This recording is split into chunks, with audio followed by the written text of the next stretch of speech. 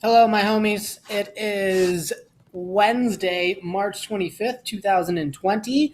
We have a wonderful CNN 10 today. So, talking about really the global part of it. So, a lot of what we've seen so far has been more centralized in terms of talking about how the pandemic has affected the United States.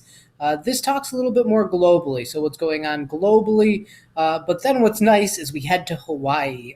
So, a lava tube in Hawaii, so kind of go on a virtual vacation. So many people in the world, I think they said in the video, 2.6 billion people are on some sort of lockdown or some sort of, where they're working on social distancing and whatnot. So a lot of things are happening online now, whether it's, I actually just looked at an email from the one of the board members at Canandaigua, and they had a Zoom for their for a board of ed meetings. There's a new principal, so check your email. There is a new principal. I can't recollect her name offhand. I want to say Joanne, maybe is her name. Joanne something. I don't know. Anyways, we're gonna check out the CNN 10, March 25th. Wednesday Hunter, Hunter, Hunter, Hunter, Hunter, Hunter. It always gets stuck here. How you doing, Carl? It might not be the great escape, but we are embarking on a new series today to help you virtually get away from all this coronavirus news, and it's coming up in just a couple minutes. The reason we're doing this is because an increasing number of people are under stay-at-home, shelter-in-place, or straight lockdown orders. The government of India, the world's second most populated country, has made it illegal for people to leave their homes. More than 1.3 billion residents will be expected to stay put for 21 days. In the United Now, I just heard from my wife that this means like they can't leave. Like we right now can go to grocery stores, you can go outside, walk the park, whatever it might be. In India, they literally said, how long is it? 14 days? 21 days. You can't leave your house. 21 days. You can't leave your house. It's crazy. But however, is it learning from the mistakes that other countries have made? India has not had an outbreak. They have their numbers of the virus are pretty low, and so they're saying, listen, we're just going to lock this puppy down for 21 days, and we're going to stop it, and then we're going to close our borders for a bit to make sure that we stay healthy. And so much of this right now is learning as we go along. What works? How do we stop it? And perhaps, so just going that extra step to stop it before it does get out of hand. Kingdom's lockdown, people are allowed to go outdoors, but only to get groceries, go to the doctor, exercise, or go to work if they can't do that from home. If they're caught breaking that law, they'll be fined $35 on the spot. In the U.S., there are now 16 states whose residents are under stay-at-home orders. That impacts 142 million people, or more than 40% of America's population. And looking at the world as a whole, the AFP news agency estimates that more than 2.6 billion people, that's a third of the global population, has been told to stay home. This is all being done to encourage social distancing, keeping people apart from each other because coronavirus spreads so easily. How long will all this last? No one knows. Some experts say it could be weeks. Some say it could last for months. There are some medications already in existence that could be useful in fighting COVID-19, but they're still being studied, and doctors say people should not try to self-medicate with them, as some have already overdosed or died doing. So just to clarify, so there's a difference between the vaccine and then medication. So the vaccine, which is they say is like a year to 18 months out from now, even though there's a lot that are already being worked on.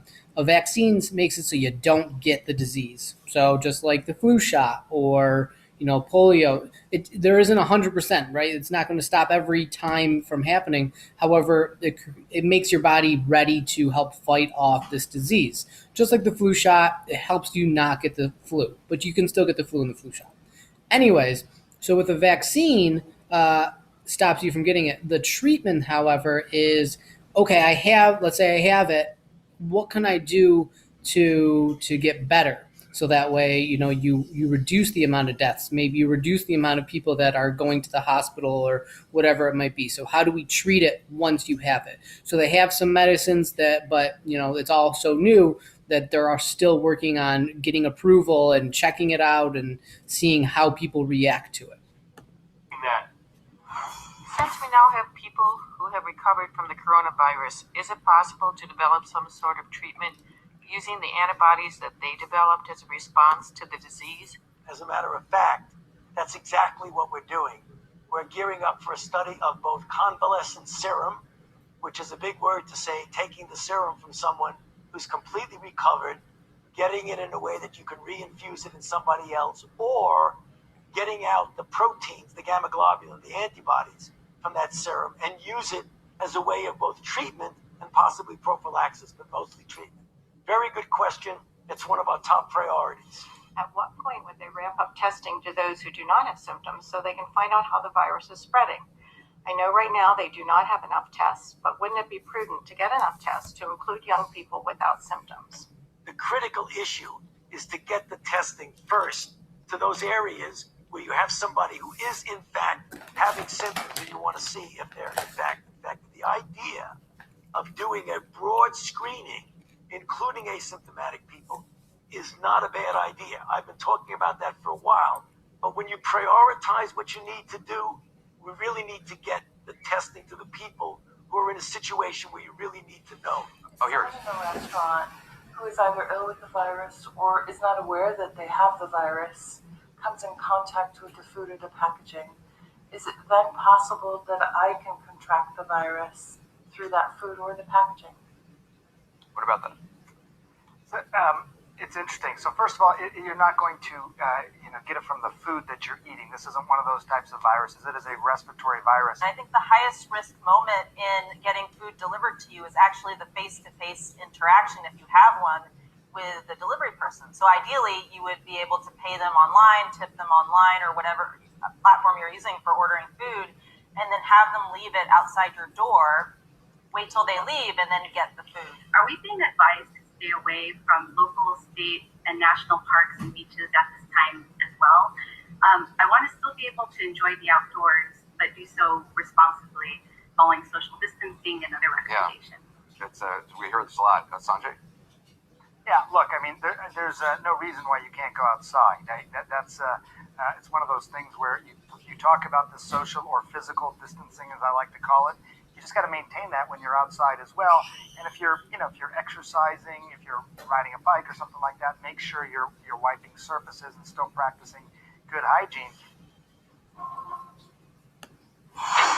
So that was all good information to know. So the food thing, when I went to BJ's the other day, I'm wiping everything off, so there are it can remain on surfaces, but it appears that food is not a big problem in terms of the virus being contracted that way.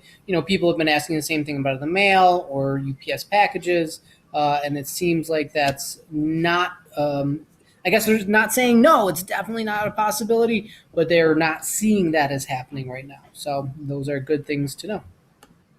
Which of these events took place in 1896? First Modern Olympics, Spanish-American War, Chicago World's Fair, or discovery of X-rays? In 1896, the first Modern Olympics were held in Athens, Greece, the site of the ancient games. Olympians are among the growing number of people who won't be traveling in the weeks ahead, at least not to Japan. Because of the coronavirus threat, the Summer Games in Tokyo have officially been postponed for about a year. That announcement was made Tuesday. Whether you call it locked down, cooped up, or cut off, we know many of you won't be traveling for spring break. Some summer vacation plans have been put on hold. So we're taking some virtual vacations starting right now, and our first field trip blows through a lava tube of Hawaii.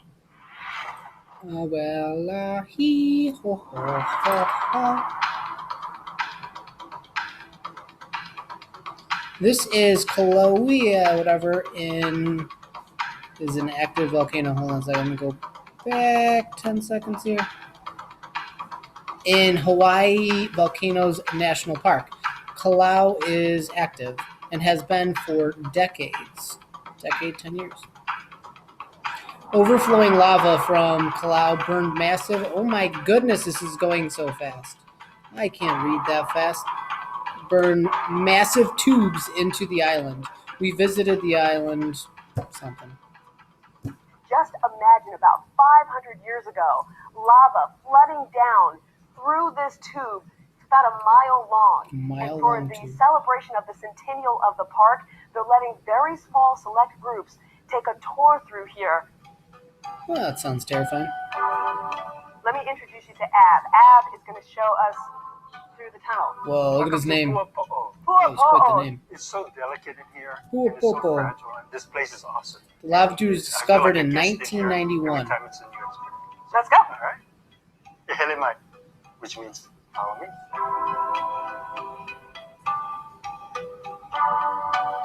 All of this was scoured out by the lava, and then the roof area was the top that crusted over. To be able to move this much and create a tube, it must be going pretty Exactly. fast. Human couldn't Yeah. outrun the lava that was made in this tube. Terrifying. If you can imagine, Lava circles formed when the heat and then melted the lava upper just surface. melts the upper surface and causes the sickles.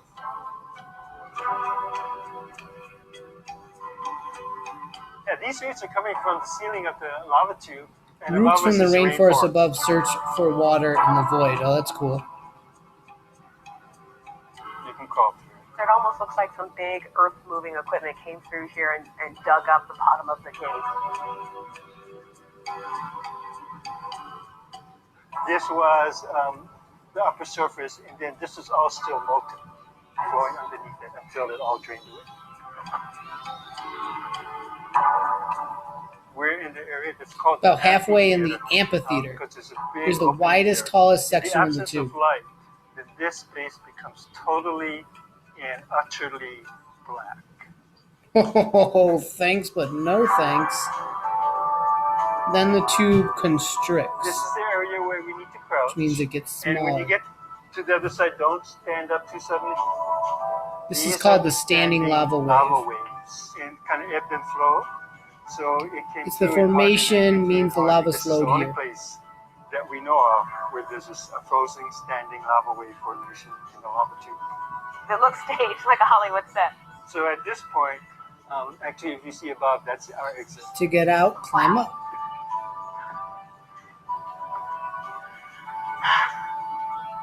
That's amazing. Huh. It's like a subway, like such like a tunnel. This isn't just another way folks are staying in shape while under lockdown. It is probably a world record, at least for this Frenchman's balcony, because he's not just taking laps on it, he's running a marathon. But Carl, you might be saying, his balcony's only 23 feet across. That's right. He says it took about 3,000 laps and that he completed the feat in 6 hours and 48 minutes. Keep in mind, he had to stop and turn around every 23 feet, which is itself a feat, or a defeat for his feet, because with all the about faces, it makes for harder races as you're taking all these paces without going any places. He amazes as he pushes forward, always turning back and forth. Reebok, Nike, Saucony should all sponsor his balcony, where with his runner's pride, he takes it all in stride. All right, I'm Carl Azus from the state of Georgia. Shout out to our viewers in the Republic of Georgia, where we're happy to be part of your day at QSI International School of Tbilisi. Very cool. All right, ladies and gentlemen, that is it for CNN 10 today. That's it for our news. Make sure that you go to Schoology and fill in your response. I'll put in a question for you to respond to in Schoology, ELA, remote learning, week 2, CNN 10, boom, March 25th responses. Thanks, everybody. See you at 11:15 today. Bye-bye now.